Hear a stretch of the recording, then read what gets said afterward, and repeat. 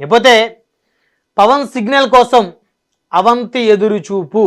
అవును, అవంతి శ్రీనివాసరావు మాజీ మంత్రి, మాజీ ఎంపీ, ఇటీవల కాలంలో వైఎస్ఆర్ కాంగ్రెస్ పార్టీకి రాజీనామా చేసి ప్రస్తుతం రాజకీయంగా స్తబ్దుగా ఉన్నారు ఆయన.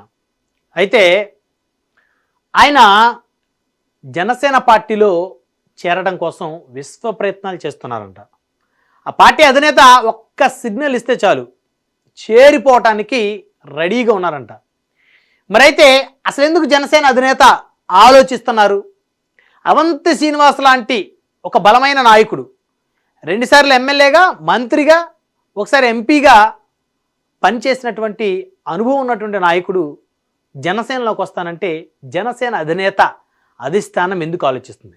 అసలు ఒకసారి అవంతి శ్రీనివాసరావు పొలిటికల్ కెరీర్ మీద ఒక లుక్ వేద్దాం. ముత్తంశెట్టి శ్రీనివాసరావు అలియాస్